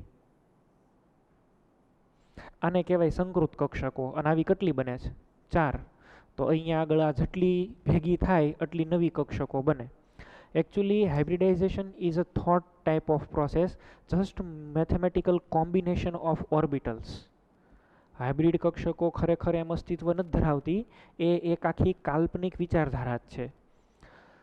તો બધાને તમે જેટલી મિક્સ કરો એટલી નવી બને. અને આ px py ને pzમાં આકાર આવેલો હોય એટલે કે એ ડિરેક્શનલ કેરેક્ટર હોય, સદિશ હોય, એને તો કોણીય વેગમાન ક્વોન્ટમાંકની મૂલ્ય કાંઈક હોય ને p ને, બરાબર ને? L is equal to 1 એટલે p કક્ષક, તો કોણીય વેગમાન ક્વોન્ટમાંક છે એટલે કે આ સદિશ છે. તો બનતી જે સંકૃત કક્ષકો હોય એ પણ કેવી હોય? સદિશ. કેટલી બને? 4. જેટલી ભેગી થાય એટલી નવી બને. તો એ આવી 4 બને. એમાં એક લોબ વધારે હોય. આ એક છે, અહીંયા બીજી, આ ત્રીજી અને આ ચોથી.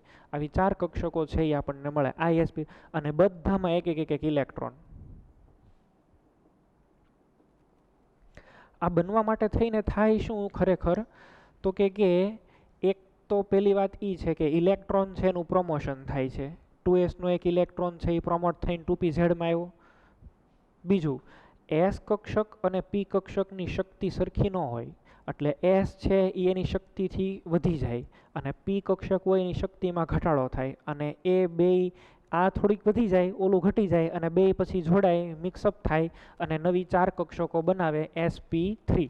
એટલે sp3ની અંદર જો તમે એનર્જીની વાત કરતા હોય ને, તો એનર્જીની અંદર જો વાત કરતા હોય તો S કરતાં sp3ની વધારે હોય અને એની p કરતાં ઓછી હોય. આ ક્લિયર? આ બધામાં ઇલેક્ટ્રોન છે. હવે યાદ કરો વેલેન્સ બોન્ડ થિયરી, અને એની અંદર તે VSEPR વેલેન્શિયલ ઇલેક્ટ્રોન પેર રિપલ્ઝન, બધાની ઇલેક્ટ્રોન એક ઇલેક્ટ્રોન અવકાશમાં એવી રીતે ગોઠવવા પ્રયત્ન કરશે કે જેથી એમની વચ્ચેનું થતું અપાકર્ષણ શક્ય એટલું ઓછું હોય, બરાબર ને? તો એ એવી રીતે સ્ટેબિલિટી મેન્ટેન કરે કે જેથી એમની વચ્ચે લાગતું અપાકર્ષણ બળ શક્ય એટલું ઓછામાં ઓછું હોય. તો અવકાશમાં એ સમચતુષ્ફલકીય રીતે ગોઠવાય.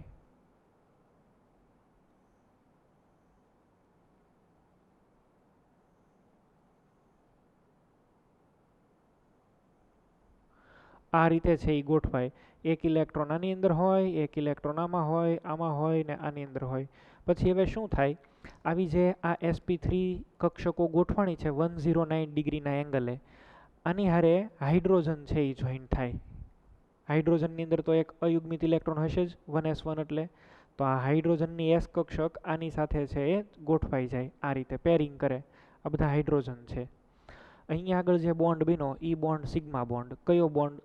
તો કે sp3 બોન્ડ 1s. અને આ કયો બોન્ડ કહેવાય? Sigma bond. પાઈ બોન્ડ તો શક્ય જ નથી આની અંદર. તો આ પ્રમાણે છે એ sp3 હાઇબ્રિડાઇઝેશન છે એ થતું જોવા મળે.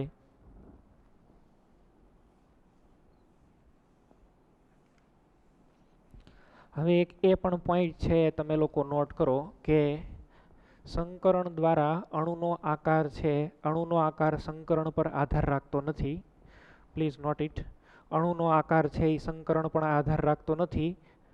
અણુનો આકાર શક્તિ ઉપર આધાર રાખે છે, ઉર્જા ઉપર આધાર રાખે છે. Energy ડિસાઇડ્સ the shape of molecule. આ તમે લોકો ભણી ગયા છો. એનર્જી છે એ શું કરે? આકાર નક્કી કરશે. દાખલા તરીકે સંકરણ નહીં, દાખલા તરીકે CH4, આ NH3 અને H2O, આ બધાની અંદર છે એ તમે જોવા જાઓ ને તો સંકરણ આમાં કયું? sp3, આમાં કયું? sp3, આમાં કયું? sp3. આનો આકાર સમચતુષ્ફલકીય, આનો આકાર પિરામિડલ અને આનો આકાર કોણીય. તો બધાની અંદર છે એ અલગ અલગ આ રીતે જોવા મળે છે. તો આની ઉપરથી તમે છે એ કહી શકો કે બધામાં હાઇબ્રિડાઇઝેશન છે એ સરખું છે પણ આકાર અલગ અલગ છે. કેની ઉપરથી કહી શકો? એનર્જી ઉપરથી. બધાની એનર્જી અલગ અલગ હોય. બીજું જે કાંઈ પણ તમારે, એટલે આની અંદર તમે એવું સમજો કે બધા બંધ છે એ સિગ્મા બંધ આવેલા હોય, બરાબર? તો ઓલ બોન્ડ્સ આર સિગ્મા. બધા જ બંધ છે એ સિગ્મા ટાઈપના હોય. એટલે એક જ બોન્ડ હોય અને સિગ્મા ટાઈપના બોન્ડ હોય, બધા જ સિગ્મા પ્રકારના બંધ. All are sigma. પછી એ ગમે રીતે કાર્બનની આજુબાજુ ગોઠવાઈ શકે, બરાબર? બીજું આવે સમતલીય ત્રિકોણ.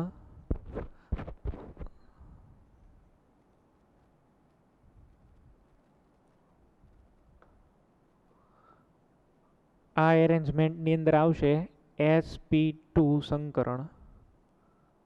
હવે પહેલાની અંદર બંધ કોણ જે છે એ 109 ડિગ્રી અને 28 મિનિટ છે એ બને. એ આટલા એંગલે છે એ ગોઠવાય. એ તો મેં તમને કીધું એમ છતાં આપણે અહીંયા આગળ પીપીટીની અંદર છે એ જોઈ લઈએ. જો સિગ્મા બોન્ડ છે એ જુઓ, SS overlapping H2, SP overlapping HX molecule, PP overlapping pipe. આ એનર્જીનો એક ઓર્ડર આપેલો. આ બધું કેમિકલ બોન્ડિંગની અંદરથી જ મેં કરાવેલું છે, આની અંદર મૂકેલું છે. પાઈ બોન્ડ જો સાઈડ વે ઓવરલેપિંગ, પીપાઈ પીપાઈ, પીપાઈ ડીપાઈ, ડીપાઈ ડીપાઈ. પહેલાં સિગ્મા બોન્ડ હોય, પછી પાઈ બોન્ડ બને, ને પછી એની પછી ડેલ્ટા ટાઈપનો બોન્ડ બને. તો અહીંયા એક ડેલ્ટા ટાઈપનો બોન્ડ પણ મેં રિપ્રેઝન્ટ કર્યો છે. ડી કક્ષકોની વચ્ચે બને. 2p ઓવરલેપિંગ સૌથી વધારે, પછી 2p અને 3dનું વધારે હોય. 3dનું ઓવરલેપિંગ એને વટી જાય, એનું પણ એક પ્રકારનું આખું રીઝન છે. એના ક્લાઉડ્સ હોય એ વધારે ડિફ્યુઝ થયેલા હોય ને એવું. મિથેન અથવા આલ્કિન સંયોજન સંકરણ sp3, આકાર સમચતુષ્ફલકીય, બંધ કોણ 109 ડિગ્રી ને 28 મિનિટ. જો એના અહીંયા શેપ બતાવેલા છે, આ મિથેન અણુનો આકાર. આખી રચના છે એ તમે જુઓ, 1s2, 2s2, 2px1, 2py1. Promotion થયું, બધી કક્ષકો છે એ મિક્સ થઈ, હાઇબ્રિડાઇઝેશન થઈ અને sp3 પ્રકારની કેટલી કક્ષકો બની? 4. એનર્જી જુઓ, એસની એનર્જી ઊંચે જશે, પીની ઓછી નીચે આવશે અને બે ભેગી થઈને 4 sp3 સંકૃત કક્ષકો છે એ બનાવે. જેટલી કમ્બાઈન થાય એટલી નવી બને.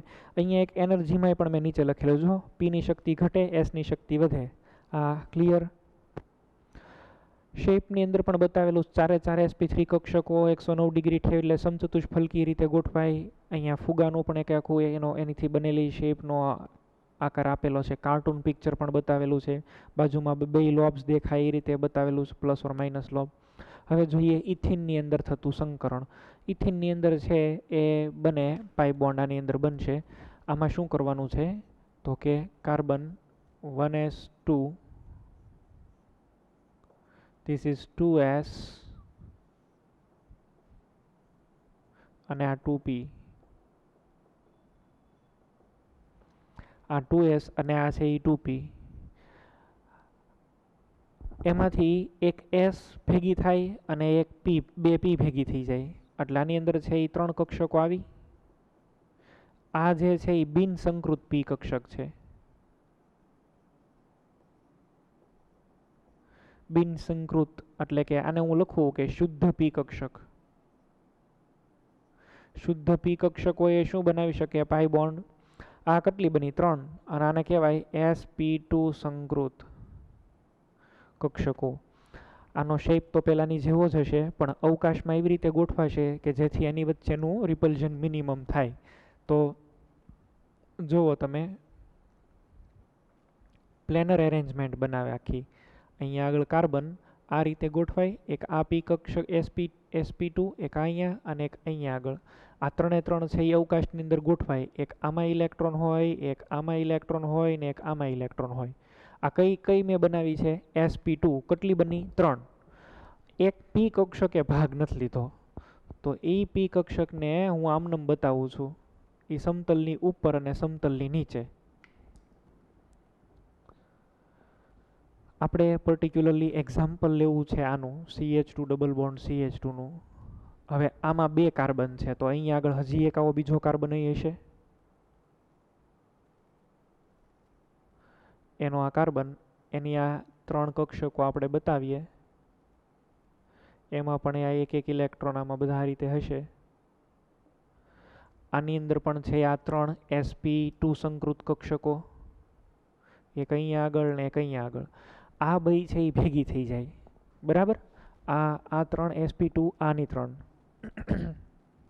તો હવે એ રીતે શેપ બનાવીએ. જો કાર્બન, અહીંયા બીજો કાર્બન, અહીંયા ઓવરલેપિંગ થઈ ગયું. આ જે ઓવરલેપિંગ થયું, આ એક sp2 કક્ષક હતી, આ બીજી sp2 કક્ષક. તો sp2 સિગ્મા બોન્ડ બન્યો.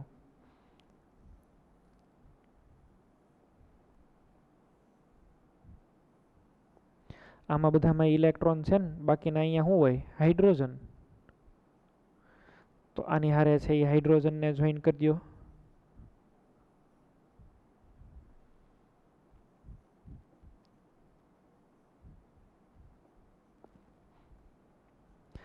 એંગલ કેટલાના થયા?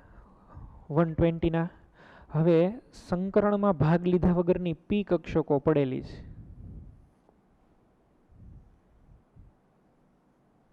તો આની અંદર ઇલેક્ટ્રોન હોય, આની અંદર ઇલેક્ટ્રોન હોય, આ બે છે એ જોડાઈ જાય અને શું બનાવે? પાઈ બોન્ડ. આ બોન્ડ જે બન્યો એ કયો બન્યો? પાઈ બોન્ડ. પાઈ બોન્ડ અડધો સમતલની ઉપર હોય, અડધો સમતલની નીચે હોય.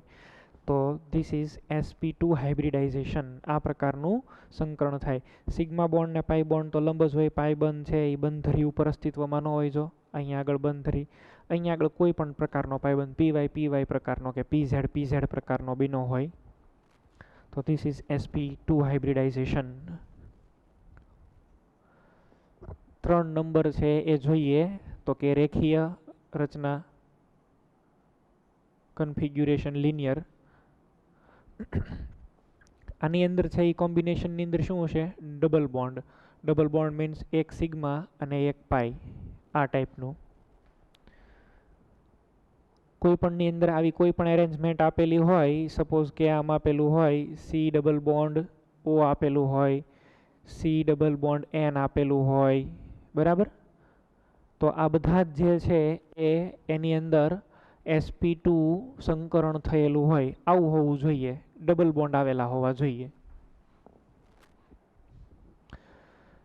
રેખીય રચનાની અંદર આમાં જોવું છે sp સંકરણ.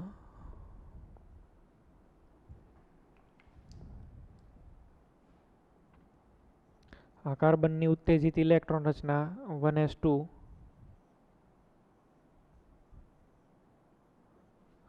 આ 2s અને અહીંયા 2p. એક s અને એક p ભેગી થાય, આ 2 કક્ષકો ભેગી થઈ એટલે 2 કક્ષકો બની. કેટલી? 2 sp સંકૃત કક્ષકો. બેમાં એક ઇલેક્ટ્રોન અને 2 શુદ્ધ કક્ષકો પડી રહી. આ એક અને આ બીજી. આ કેવી છે? બિન સંકૃત.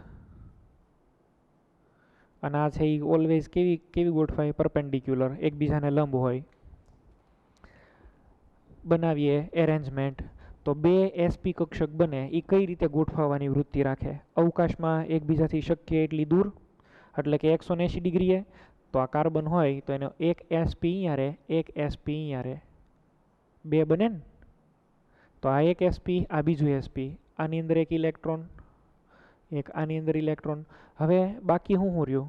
સંકૃત, બિન સંકૃત. તો એક તો આને લંબ હજી એક બીજી અહીંયા પડી છે આમ. હવે આ બધાને આપણે છે એ જોઈન કરવાના છે. અહીંયા આગળ હાઇડ્રોજન જોઈન થશે. એની માટે થઈ અને હું અહીંયા આગળ એક અલગ ડાયાગ્રામ બનાવું છું.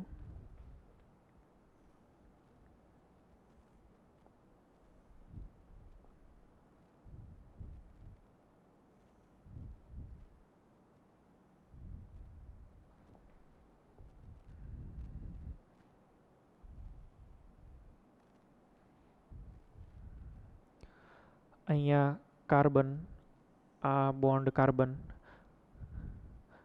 બરાબર છે.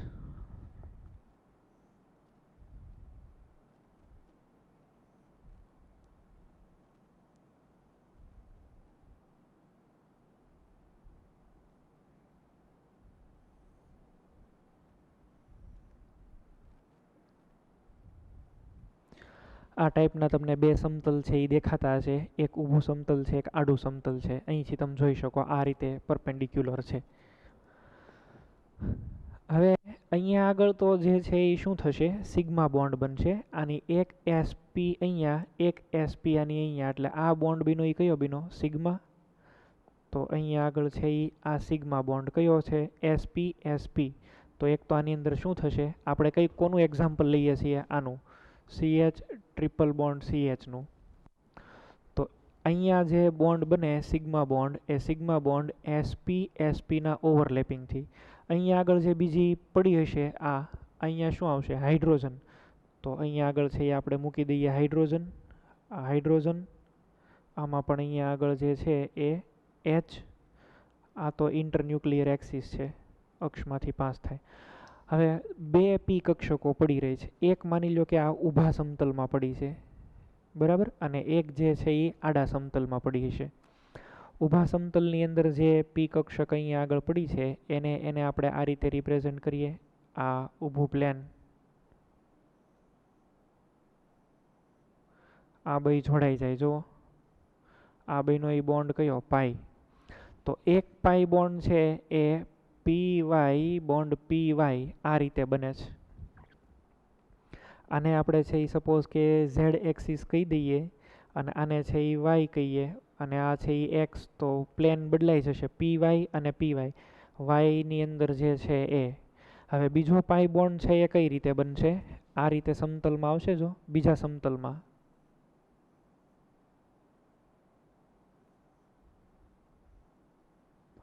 અહીંયા આગળ બોન્ડ બીના, આ વાત સમજાણી.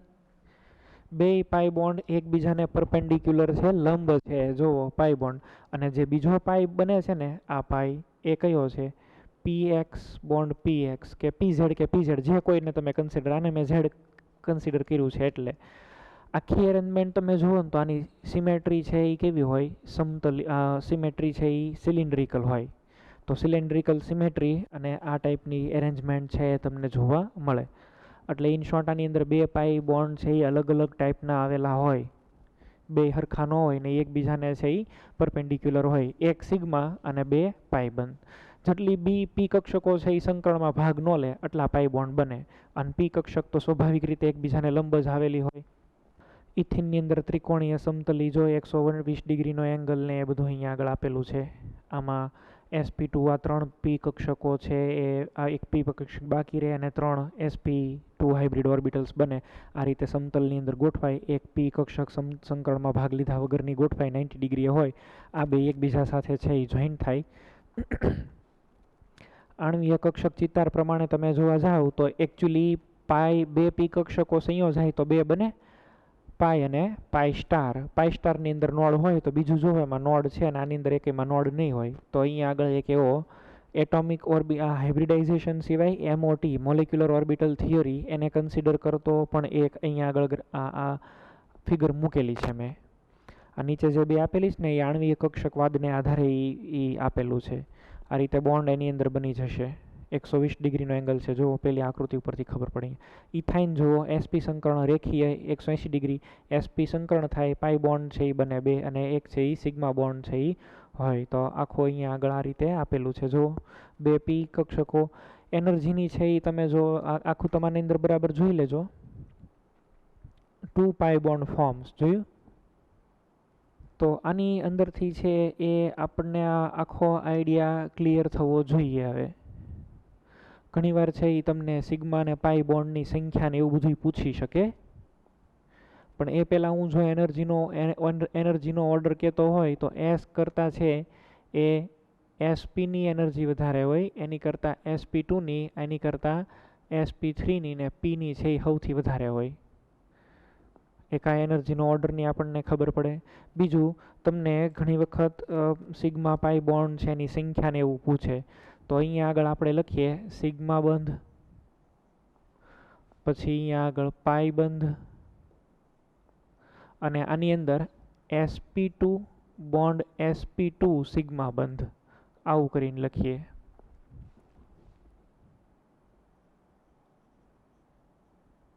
ગણવાના ટોટલ.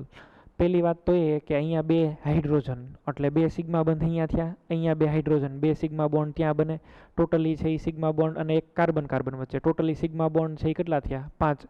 પાઈ બોન્ડ કેટલો? 1. sp2 આ બે કાર્બન sp2 જ છે તો એની વચ્ચે કેટલો? 1.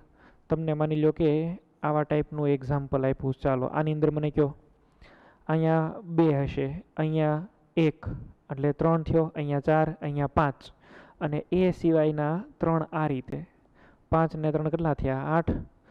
પાઈ બંધ કેટલા છે? 2. અને sp2 વચ્ચે સિગ્મા બોન્ડ કેટલા? આ sp2 થયો, આ એક બોન્ડ અહીંયા sp2 જ છે બીજો, અને અહીંયા 3. તો આ રીતે છે એ તમે કરી શકો. બેન્ઝીનની અંદર બોલો એટલે સિગ્મા ને પાઈ બોન્ડ ને બધું તમને ગણતા આવડવું જોઈએ. 6 હાઇડ્રોજન એટલે 6 સિગ્મા બંધ, 6 કાર્બન વચ્ચે એટલે 12. sp2 બધા કાર્બન sp2 જ છે એટલે એ પાઈ બંધ છે એ 3, અને આવા જે છે એ બોન્ડ કેટલા થયા? 6. તો આ રીતે છે એ તમારે આન્સર આની અંદર આપવાના હોય. આના એક્ઝામ્પલ ને એવું પણ અહીંયા આગળ આપેલું છે, તમે જુઓ. નીચે દર્શાવેલા અણુમાં કેટલા સિગ્મા અને કેટલા પાઈ બંધ રહેલા છે, તો જો આમાં તમારે ગણવા. ઘણી વખત પાઈ અને સિગ્માનો રેશિયો પૂછે. દર્શાવેલા કાર્બનની અંદર કયું સંકરણ ધરાવે છે, તો કાર્બનનું હાઇબ્રિડાઇઝેશન ને એવું પણ આની અંદર છે એ પૂછે. કાર્બનનું સંકરણ ને અણુનો આકાર જણાવો.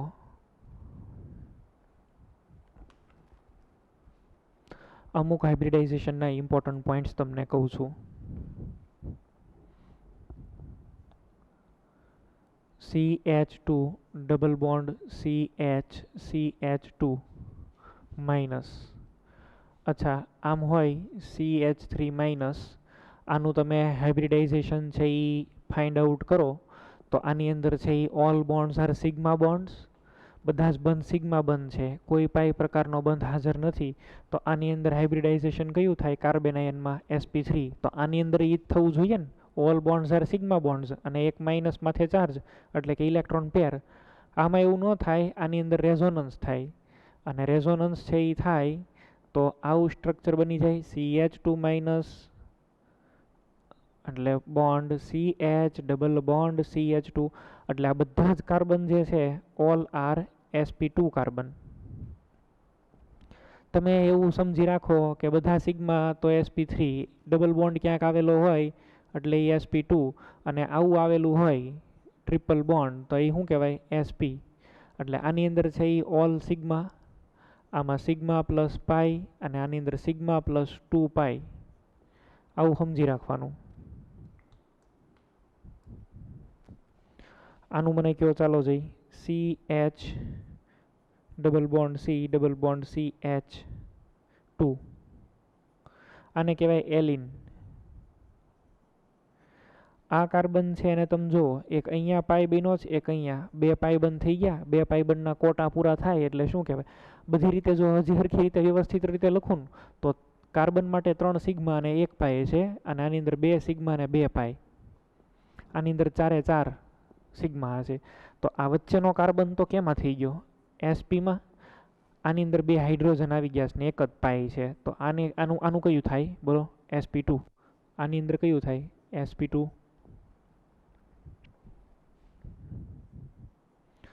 CH ટ્રિપલ બોન્ડ C, આની અંદર ઇલેક્ટ્રોન અને માઇનસ. આમાં જે ઇલેક્ટ્રોન પેર છે એ sp કક્ષકમાં હાજર હોય એવું ડિનોટ કરવા માટે ડ્રો કર્યું છે. ઇવન સાયનાઇડમાં નાઇટ્રોજન ઉપરની જે લોન પેર છે આ પણ કેમાં પ્રેઝન્ટ છે? sp3માં. સોરી એસપીમાં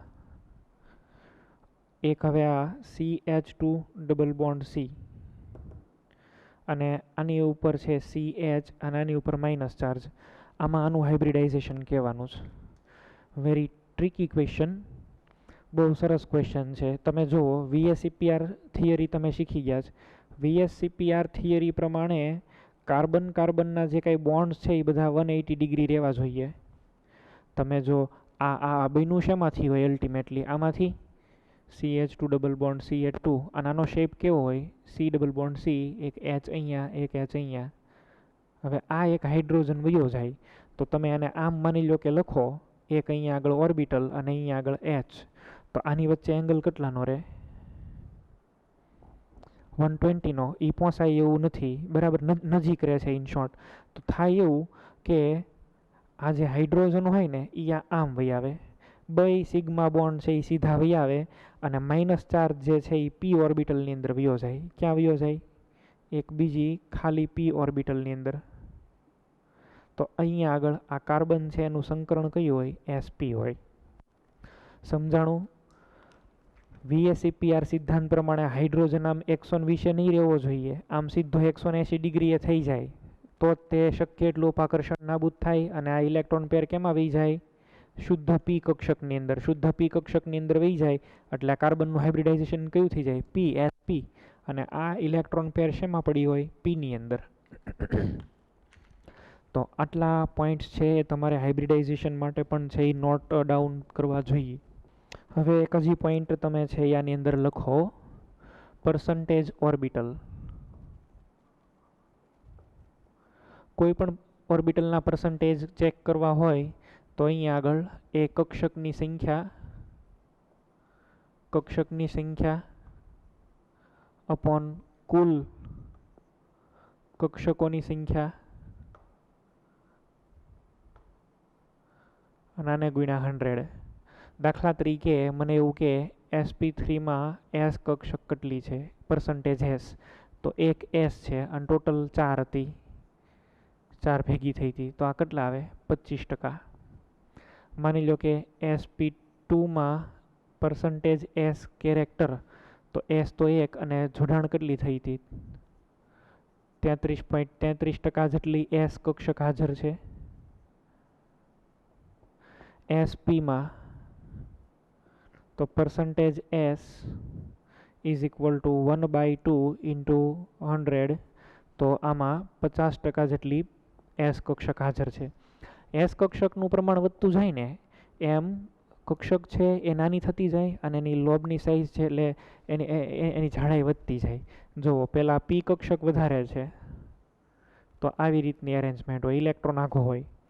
પછી S કક્ષક વધી તો ઇલેક્ટ્રોન થોડોક નજીક આવ્યો અને હવે આની અંદર આમ ઇલેક્ટ્રોન ખૂબ નજીક આવે. જોયો?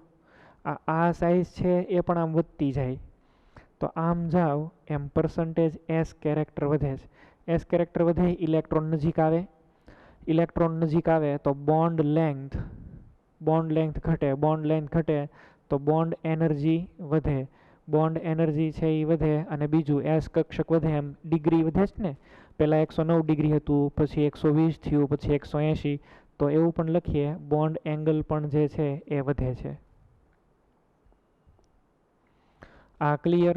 આને નોટ ડાઉન કરી નાખો, બહુ ઇમ્પોર્ટન્ટ છે આ. હવે આવે કાર્બનિક અણુઓનું ત્રિપરિમાણવીય નિરૂપણ છે, એની વાત આપણે થોડીક જોઈ લઈએ. અણુનું ત્રિપરિમાણવીય નિરૂપણ. અણુનું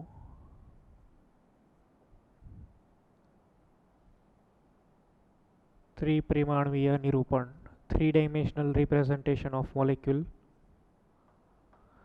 There are two ways to explain a molecule in 3-dimensional.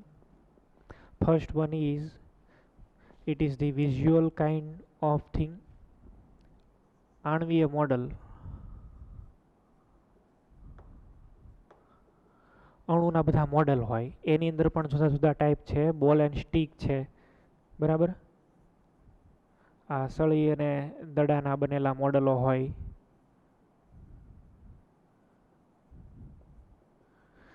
બરાબર. બોલ એન્ડ સ્ટિક મોડલ છે એને એવું કહેવાય. પછી એક જે છે એ સ્પેસ ફિલિંગ ફોર્મ્યુલા છે એ આવે, એટલે કે સ્થાન પૂરણ મોડલ.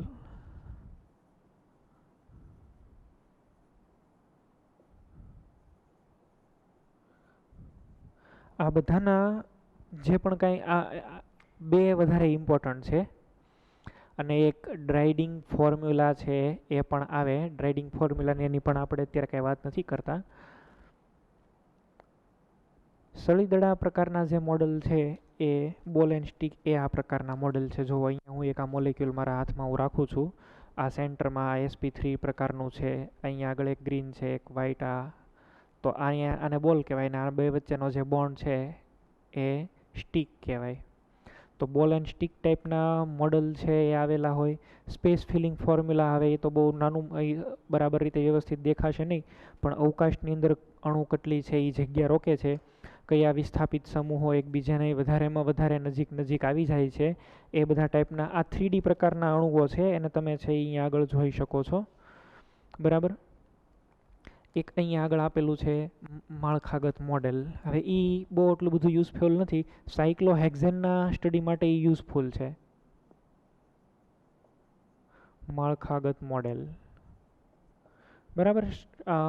બાકી તમે જુઓ દડા અને સળી અને સ્થાનપૂરણ. સ્થાનપૂરણની અંદર એક્ઝેક્ટ ખ્યાલ આવી જાય કે કયા પરમાણુ એકબીજાની સામે સામે સીસ છે કે ટ્રાન્સ છે તો કેટલું અપાકર્ષણ કરશે, વાન્ડરવાલ્સ રિપલ્ઝન છે એ કેટલું થાય, એ બધું જ તમને છે એની અંદર આખો એ આઈડિયા આવી જાય. બરાબર. સ્થાનપૂરણ મોડલ આપેલું છે, માળખાગત મોડલ આપેલું છે, બોલ એન્ડ સ્ટિક મોડલ છે એ આપેલું છે તમને. આની સિવાય હવે બીજા છે એની વાત કરું તો પ્રક્ષેપણ સૂત્ર એવું અહીંયા આગળ લખી શકાય. પ્રક્ષેપ સૂત્રો. પ્રક્ષેપ સૂત્રો.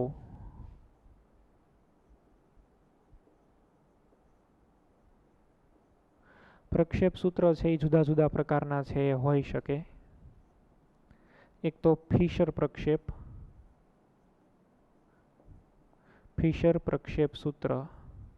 ફિશર નામના વૈજ્ઞાનિકે આ પ્રકારની પદ્ધતિ આપેલી. એણે કીધું કે અણુને ત્રિપરિમાણના અણુને આ પ્રમાણે જોવાનો, જેથી બે સંયોજકતા તમારી પાસે તમારી સાઈડ આવે અને બે છે એ પાછળની સાઈડ આવે. જો આ બે એક આ બ્લુ અને રેડ પાછળની સાઈડ છે, આ વ્હાઇટ અને ગ્રીન એક્ઝેક્ટ તમારી સામે છે. તો એને જસ્ટ ખાલી આ પ્રમાણે જોવાનું છે. આ બે તમારી પાસે ને પાછળ જે છે એ જો.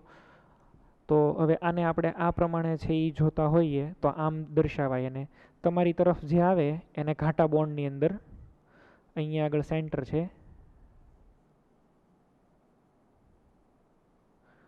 પાછળ છે એ જાય એને આ રીતે. અહીંયા પછી હોય આ અણુ પરમાણુ ક્રિયાશીલ સમૂહ. એમાં આ બે જે છે એ ટુવર્ડ્સ વ્યુઅર, જોનાર વ્યક્તિ તરફ, અને આ બે જે છે એ જોનારથી દૂર. પછીનું જે આવે એને કહેવાય ન્યુમેન અથવા ન્યુમાન પ્રક્ષેપ સૂત્ર. ન્યુમાન પ્રક્ષેપ સૂત્ર જે છે એ એક કરતાં વધારે કાર્બન પરમાણુઓ જેની અંદર આવેલા હોય એવા કેસની અંદર છે એ આપણને યુઝફુલ થાય. એનું પણ આપણે એરેન્જમેન્ટ છે આખી જોઈ લઈએ કઈ રીતે એનું હોય છે. અચ્છા, અહીંયા આગળ મેં બનાવી નાખ્યું જુઓ. હવે આ ટાઈપનો અણુ હોય તો એક્ઝેક્ટ તમને ખબર પડે બે કાર્બન છે પહેલી વાત તો, અને એને આમ જોવાનું છે. આ આગળનો કાર્બન ઉપર એક સફેદ છે, અહીંયા રેડ ને અહીંયા એની પાછળ આ બેની વચ્ચે એક્ઝેક્ટ કયું છે? ગ્રીન. તો આને તમારે આ રીતે જોવાનું છે. આમ કઈ રીતે? જો આગળનો કાર્બન જે હોય એને આ પ્રમાણે ડ્રો કરવાનો, આવું ત્રિકોણ. એમાં એક અહીંયા આગળ છે એ હાઇડ્રોજન છે, અહીંયા આગળ બીજો હાઇડ્રોજન છે, અહીંયા બીજો હાઇડ્રોજન છે. આપણે એવું રાખીએ. પાછળના જે પણ કાંઈ પરમાણુઓ આવેલા હોય આ પાછળના પરમાણુને આમ આમ અને આમ આ અહીંયા આગળ પણ એચ અને એચ આ ઇથેનથી આપણે બતાવી શકીએ. આની પછી આવે સોહોર્સ પ્રક્ષેપ સૂત્ર. અચ્છા, સોહોર્સે છે એને અણુને આને આ રીતે જોવે છે. પહેલાં એ ખાલી આમ જોવાનું કીધું, આ પ્રમાણે તમે જુઓ તો એની અંદર કાર્બન કાર્બન બોન્ડ દેખાવા જોઈએ. આ દેખાણા. હવે એક કાર્બનની સાથે 3 હાઇડ્રોજન, તો આ 1 2 અને 3 હાઇડ્રોજન. આગળનો કાર્બન એમાં પણ આ 1 2 અને 3 હાઇડ્રોજન. ચોથું જે છે એને કહેવાય ફ્લાઇંગ વેજ. ઇંગ્લિશમાં જ લખું છું, flying veg formula. Flying veg formula એટલે આ એવા ટાઈપના ફોર્મ્યુલા છે જેમાં અણુને છે એ બહુ સારી રીતે સમજી શકાય છે. આ પ્રમાણે છે એને જોવાનું. જુઓ, બે સંયોજકતા સમતલમાં આવે એ રીતે, એક તમારી તરફ આવે, એક તમારીથી દૂર જાય. બરાબર, બે અહીંયા આગળ આ બ્લુ અને ગ્રીન છે એ એક પ્લેન મારે છે. એક જે છે એ તમારી તરફ આવે છે અને એક તમારાથી દૂર જાય. એને ખાલી આમ તમારે મૂકવાનું છે.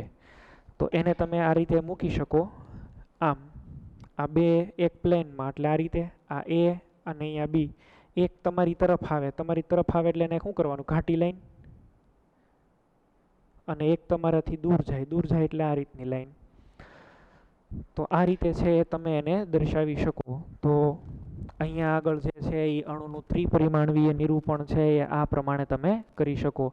ફિશર પ્રક્ષેપ સૂત્ર, ન્યુમાન પ્રક્ષેપ સૂત્ર, સોહર્સ અને ફ્લાઇંગ વેજ. બાકી તો આ માળખાગત ને સ્પેસ ફિલિંગ ને બોલ એન્ડ સ્ટિક મોડલ ને, બરાબર. અહીંયા આગળ છે એ સ્લાઇડની અંદર તમે જોઈ શકો છો. જો ત્રિપરિમાણની અંદર અણુનું, કાર્બનિક અણુઓનું ત્રિપરિમાણમાં નિરૂપણ, તો એમાં જો એક બોન્ડ તમારી પાસે ઘન ફાચર ને એક ડેશ ફાચર ને એવું લખ્યું છે, એને ફ્લાઇંગ વેજ એવું બોલાય. અહીંયા આગળ પણ મોલેક્યુલર સ્ટ્રક્ચર ને મિથેનોલના બધા જુદા જુદા શેપવાળું બતાવેલું છે. જો molecular formula, complete structural formula, condensed structure, bond line structure. અહીંયા આગળ ફ્રેમવર્ક મોડલ, માળખાગત એટલે પછી બોલ એન્ડ સ્ટિક અને સ્પેસ ફિલિંગ, ત્રણે ત્રણ અહીંયા આગળ આપી દીધેલા છે. આ આપણે જે લાસ્ટમાં ફ્લાઇંગ વેજ ડ્રો કર્યું એ ફિશર પ્રોજેક્શનની અંદર નીચે જે આપેલું છે જુઓ, સોલિડ લાઇનમાં અને આ રીતે આપ્યું છે. સોહર્સની અંદર પણ આ રીતે બતાવી શકો તમે. અને ન્યુમાનની અંદર મેં જે તમને કીધું એ પ્રમાણે દ્વિપરિમાણની અંદર તમારે અણુને બતાવવાનો હોય. હવે આપણે છે એ MCQ જોઈએ. હવે જુઓ, કાર્બન કાર્બન એકલ બંધના કાર્બનનું સંકરણ શું થાય? એકલ બંધવાળા કાર્બન છે એનું સંકરણ જોવું હોય તો આ કાર્બન sp2 છે અને બીજો છે એ sp છે. તો આન્સરમાં આવશે sp2. માત્ર S અને sp2 કક્ષકો જ ભાગ લેતી હોય ડી એલિનની અંદર આ પ્રકારનું છે એ થાય. પછી નીચેના બંધારણમાં C2 ને C3 ના સંકરણ. તો હવે 1, 2 એ પ્રમાણે તમારે નામ આપવાના છે, sp2 અને sp.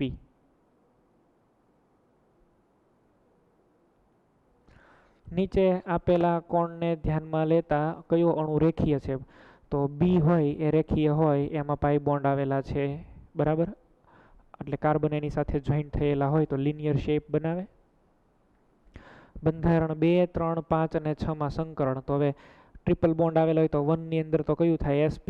પછી 4ની અંદર sp2 થશે. 5માં પણ કયું થશે? sp2 છે એ થશે. અને 6 નંબરની અંદર sp3. C2 અને C3ની અંદર સંકરણ. તો આ 1 અને 2 અને 3 sp2 અને sp. જો બંધ લંબાઈ અને બંધ શક્તિ પર અસર, એનો અહીં આખો ક્રમ બતાવેલો છે. પણ એ મેં તમને અહીંયા આગળ ડાયરેક્ટ કહી દીધું, પર્સન્ટેજ S કેરેક્ટર છે એ ઇન્ક્રીઝ થાય એમ એની એનર્જી શું થાય? ઇન્ક્રીઝ થાય. તો જો sp વચ્ચે મેક્સિમમ, પછી sp2 પછી sp3 spH, sp2H અને sp3H. બંધ લંબાઈ એ સ્વભાવના વ્યસ્ત પ્રમાણમાં હોય. S કેરેક્ટર વધે ઘટે વાળો ઓર્ડર પણ એક અહીંયા બતાવેલો છે.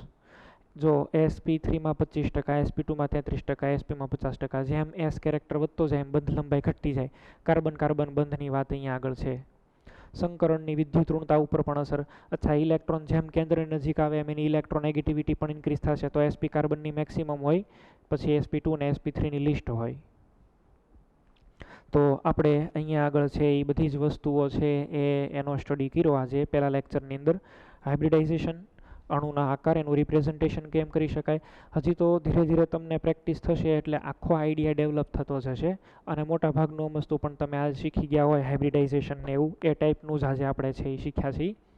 અણુના આકાર દર્શાવવાની મેથડ સ્ટીરિયો કેમિસ્ટ્રીમાં આપણે બહુ ડિટેલમાં શીખવાના છે, એટલે એની ચિંતા ન કરતા. આજે ખાલી આપણે એક ટાઈપનો ઓવરવ્યૂ જ આપેલો છે. તો અહીં સુધી છે એ રાખીએ. Okay, thank you.